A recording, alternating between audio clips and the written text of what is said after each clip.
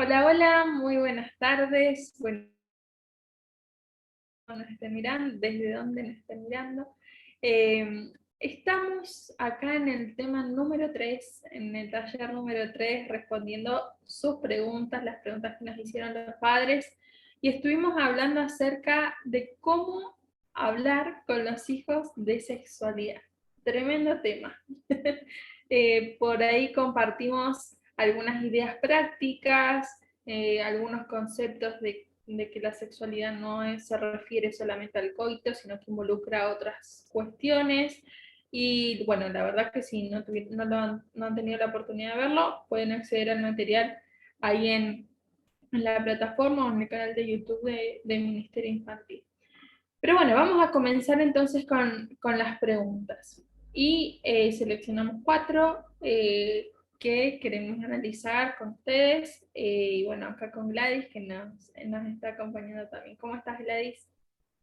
Muy bien, aquí encantados de que puedan estar haciendo este curso y esperando poder contribuir un poquito a la respuesta a sus preguntas. Perfecto. Bueno, vamos a comenzar entonces con la primera pregunta. La primera dice, me gustaría saber cómo orientar a mis hijos de forma correcta si se apresuró y ya tuvo relaciones sexuales. ¿Cómo abordar el tema de sexualidad? ¿Qué ideas por ahí te surgen? Bueno, es un tema delicado y tenemos que hacer una fiesta realmente si nuestros hijos nos comunican que ya tuvieron relaciones sexuales, porque a veces las tienen y nosotros no nos enteramos. O sea que ya tenemos que empezar por agradecer que nuestro hijo se animó a hablar. O puede ser también que nos hayamos enterado por otra persona y eso duele muchísimo como padre. Pero lo más importante en todo esto, como siempre, es la comunicación. Si yo logro hablar con mi hijo de este tema, casi que lo tengo todo solucionado. El problema es cuando yo no puedo hablar, cuando hay una negación, cuando hay enojo, cuando se encierran, y entonces ahí sí que estoy en problemas para hablar este tema. Pero ya hablamos de la comunicación, ya se habló de este tema. Así que bueno, sí, ya sea que voluntariamente nuestros hijos nos cuentan o nosotros abordamos si ellos están dispuestos a escuchar, una de las cosas más importantes que tenemos que hacer es trabajar el sentimiento de culpa. En primer lugar, el nuestro, porque a veces nosotros transmitimos a nuestros hijos, mm, a veces no, casi siempre, las frustraciones que sentimos como padres porque ellos han cometido una equivocación, un pecado, un acto que sabemos que los van a perjudicar. Entonces, primero, trabajar eso con Dios, nuestro propio sentimiento de culpa porque fracasamos. Y una vez que lo tenemos bien elaborado eso con Dios, que nos sentimos perdonados y abrazados por Dios, ir a nuestros hijos con la misma actitud, con la actitud de abrazarlos, no de juzgarlos y solo hacerle ver lo mal que le hicieron. Obviamente que tiene que haber una, una mea culpa de parte de nuestro hijo, y eso es lo más importante. Como ya dije en otras oportunidades, si nuestro hijo está arrepentido de lo que hizo, ya tenemos una batalla ganada inmensa. Y si entonces ahí nos toca como padres llevarlo a la Biblia a ver que si él se arrepintió y le pidió perdón a Dios, ya es suficiente. Primera de Juan 1:9. ¿Qué dice Primera de Juan 1:9? Si confesamos nuestros pecados, Él es fiel y justo para perdonar nuestros pecados y limpiarnos de toda maldad. O sea que si yo le confieso a Dios, Él me perdona y soy limpia. O sea que nuestro hijo, si se arrepiente y lo arregla con Dios, es puro nuevamente. Lo dice la Biblia. Y nosotros tenemos que verlo de esa manera, no como alguien que ya ha sido, eh, como cuando una lata de conserva se abolla un poquito, ¿no es cierto? Y entonces no lo vemos ya entero como lo veíamos antes, cuando no sabíamos que él había cometido este pecado, sino que creamos nosotros mismos lo que dice la palabra de Dios, de que cuando nos arrepentimos y confesamos los pecados, Dios nos limpia, nos purifica, desaparece ese pecado de nuestra vida y estamos otra vez puros para enfrentar la vida. Y eso debemos transmitirle a nuestros hijos para que ellos tengan el deseo de seguir adelante y no sentirse siempre sucios o que se han portado mal. Eso, se portaron mal, pero está en el pasado porque Dios me perdonó. Ojalá nosotros lo podamos vivir para poder transmitirlo de esa manera. Me parece, Jessica, que... Está bueno. Esto lo enfocamos desde la perspectiva quizás de la culpa, entendiendo que quizás las relaciones sexuales fuera del matrimonio es un principio bíblico que no está bien. En Primera de Corintios ahí habla acerca de eso, la dice que después puedes contar la referencia, pero entender que la relación sexual en sí no es un pecado, o sea, es un acto hermoso en el contexto correcto, ¿no? Y quizás sí se castiga eh, cuando quizás lo realicé en un momento que no era el adecuado, después puede perjudicar sus futuras relaciones que sí sean sanas. Entonces, hablar del tema abiertamente, contestar preguntas, bueno, lo que estuvimos haciendo, mencionando recién, la importancia del diálogo. Así que, bueno, eso. Eh, eh, Hablar de que es un acto hermoso en un contexto reservado porque es especial y listo. Así que, bueno, vamos a avanzar con la siguiente pregunta. Esto da para hablar mucho más, en realidad, porque, bueno, cómo se entiende hoy estas relaciones, hay que ver también si este hijo, como mencionaba Lai, le interesa o en realidad le da lo mismo, como que está todo bien. Bueno, ahí ya sería otra manera de enfocar la situación. Así que, bueno, pero eso es para hablar mucho más. Vamos a avanzar con la siguiente pregunta. ¿Podría dejarle esta tarea de hablar de sexualidad a un profesional en vez de abordarla como padre? Gladys, ¿qué opinas de esto? Me sale un no rotundo, así, sí, sin dar ninguna vueltita, me sale un no rotundo. Porque la sexualidad se enseña de continuo, en todas las etapas de la vida. Desde que son chiquitos, la sexualidad, como ustedes habrán visto en el curso, es transmitida a través de la experiencia de los padres, de lo que ellos ven, del amor, del cariño, de los que los padres se tienen, el respeto, que son hombre y mujer. Ya hay un montón de cosas que se transmiten de por sí, ¿no es cierto? Y en distintas etapas hay distintas cosas que comentar con los niños, distintas edades. Así que yo creo que es muy importante que nosotros asumamos la responsabilidad de hablar. Quizás busquemos ayuda nosotros, si no sabemos cómo abordarlo, con un profesional, para saber cómo abordar ese tema con nuestros hijos. Y obviamente que si en algún momento necesitamos que un profesional atienda a nuestros hijos por estos temas y nosotros confiamos que este profesional es cristiano y va a estar de acuerdo a lo que nosotros creemos que el niño debe saber, porque ese es otro tema. Yo confío a una persona esta enseñanza, tengo que estar muy segura que esta enseñanza sea de acuerdo a la voluntad de Dios. Entonces, nunca mejor que los padres que aman a Dios para enseñarle este tema tan importante a sus hijos, pero si necesitan buscar ayuda, momentáneamente, creo, Jessica, que está bien, ¿no? Uh-huh. Pero no derivar absolutamente todo en un profesional porque es imposible. Tal cual como hablábamos, y el curso también hacía hincapié en eso, el taller hacía hincapié en eso, sexualidad abarca mucho más que el coito, entonces por ahí alguna cuestión técnica se puede consultar, pero es importante que se hable en la casa y también para generar un clima de confianza en la comunicación. Luego, al pasar los años, van a ir surgiendo dudas y quizás cada vez más complejas, Entonces el hijo, el niño o la niña, tiene que entender que sus padres están disponibles para hablar del tema y no se lo van a derivar a otro. Así Ahora, que, Jessica, como ya dije, supongamos, volvamos a la adolescencia, que es la etapa más complicada, que la niña, el niño, el jovencito no quiere hablar con los padres y estaría dispuesto a ir a un profesional, está bien, con tal de que alguien lo oriente, está bien que le consigamos un profesional cristiano, si no quiere hablar con nosotros. Especialmente en esa edad, necesita algún tipo de orientación.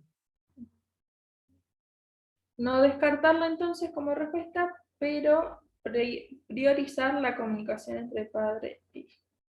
Bueno, y luego nos dejaron una consulta que la voy a leer, pero que la vamos eh, a dividir en dos, como en dos preguntas, por así decirlo.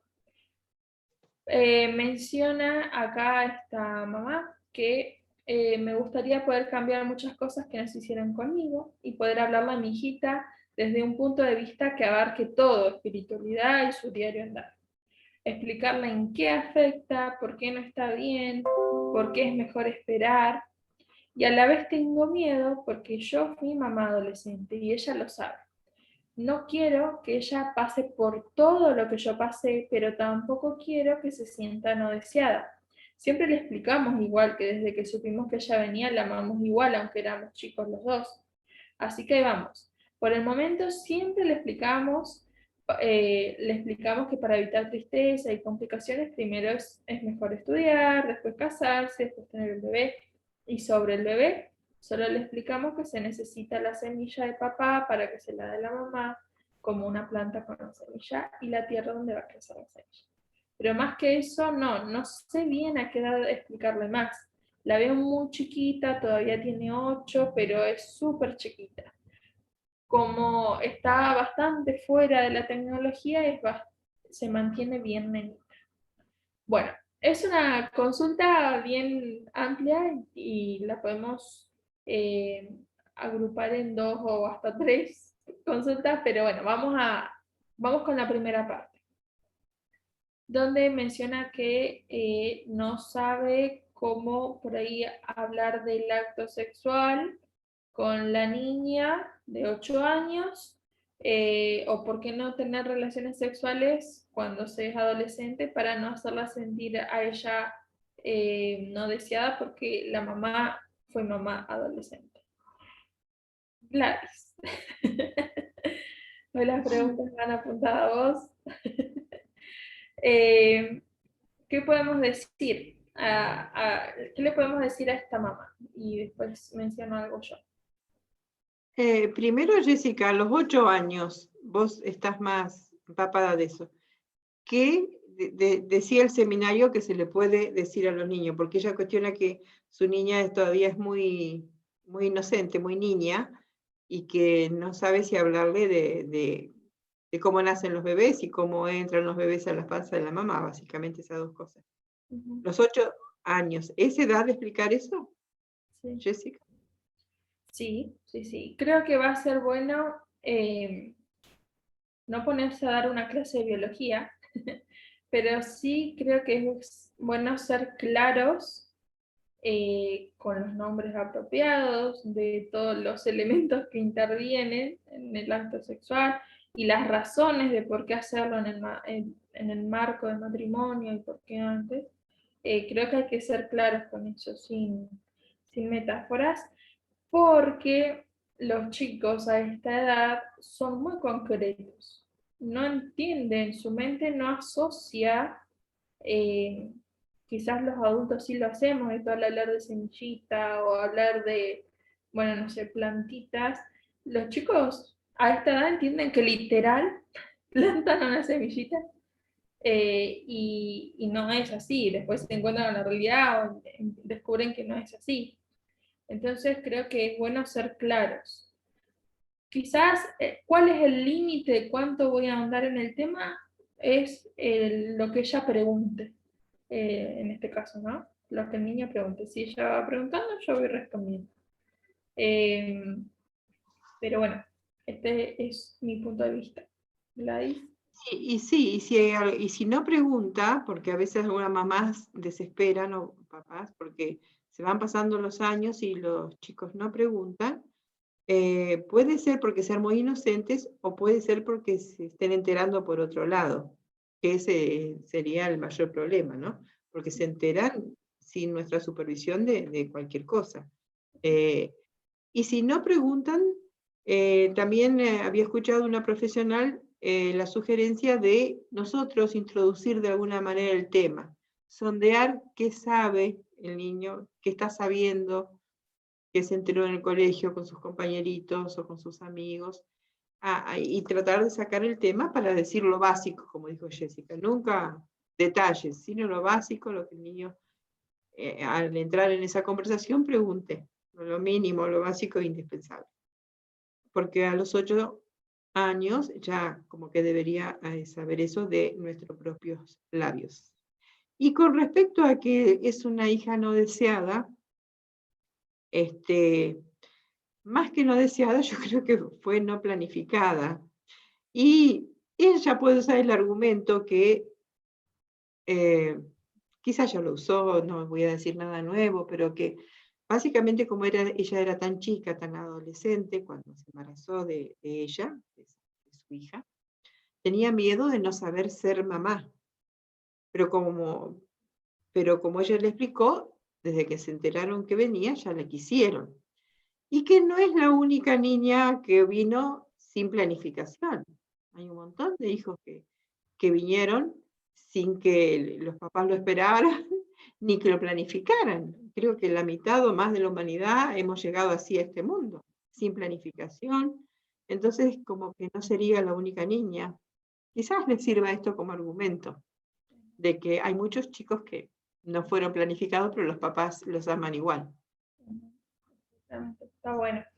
Eh, la verdad que la felicito a la mamá que siempre le deja claro eh, que bueno, que la ama y que, bueno, independientemente de las circunstancias, la va a seguir amando, no tiene no tiene ninguna incidencia su origen, por así decirlo, pero creo que está bueno no dejar de hablar de las consecuencias de un embarazo no planificado.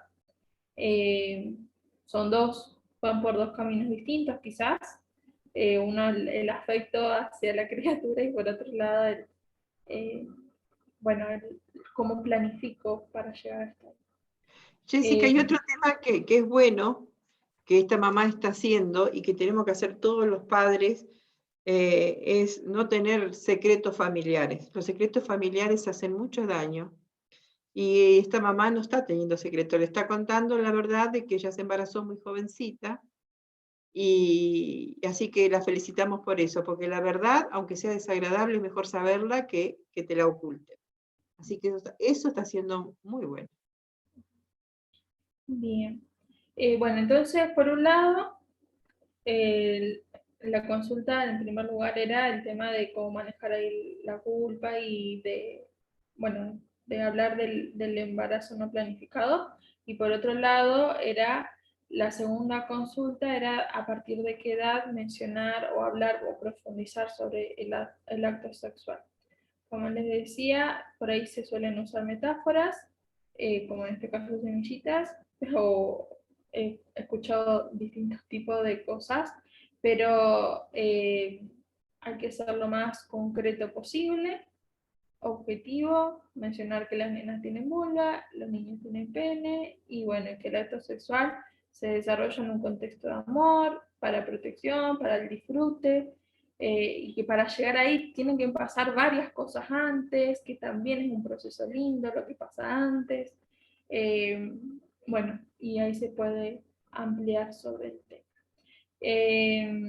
Así que bueno, pero está en una edad linda para poder conversar y preguntar y cuestionar al respecto. Por último, la última pregunta, consultaban algunos dónde conseguir más bibliografía del tema, porque en este taller por ahí lo presentamos de manera quizás práctica y puntual, qué hablar y qué decir a qué edad, y por ahí algunos consejos en el cómo y en las formas, pero quizás sería bueno, creo yo, ampliar en las bases de por qué creemos lo que creemos, por qué la sexualidad, el acto sexual dentro del matrimonio y por qué no, las ideologías de género, la pornografía, bueno, distintos aspectos de que tienen que ver con la sexualidad. Nosotros en el portal y en el archivo de la carpeta que preparamos van a encontrar varios materiales de profesionales que han escrito también al respecto y recomendamos el curso que está haciendo la Unión Española, que es de Revolución de la Ternura, que habla justamente de los fundamentos desde distintos ángulos académicos, por así decirlo, desde el punto de vista sociológico, emocional, biológico, psicológico, cómo se concibe a la sexualidad y cómo concebirla como ternura es una revolución. Así que está muy lindo. Compartimos también el link para que se puedan inscribir ahí. Estará disponible por 2 meses, así que pueden acceder, inscribirse, descargar, ahí van a encontrar un montón de material, páginas para profundizar del tema. Bueno, llegamos al fin de este tema que es difícil hablar en algunos casos, en algunas familias. Hay que entender que quizás esto de la vergüenza y del pudor se genera más cuando uno es adulto. Los chicos, cuando son chicos, en realidad están aprendiendo cómo es el mundo, entonces no tienen todavía ese concepto de vergüenza y pudor. Así que seamos claros y cuanto mejor información de calidad brindemos, mejor los vamos a estar preparando para el disfrute de una sexualidad sana, de una sexualidad linda y bueno, finalmente su felicidad, ¿no? Así que bueno, estamos... Jessica, Sí. sí, este tema de la revolución de la ternura, que suena como raro, ¿no? Pero si lo analizamos en profundidad, es muy importante porque básicamente la sociedad ahora nos enseña que la sexualidad se practica casi en forma animal. Esto va a sonar un poco fuerte, porque el animal actúa por instinto, no tiene ternura. Tiene deseo de tener sexo y lo tiene y nada más, es instinto puro.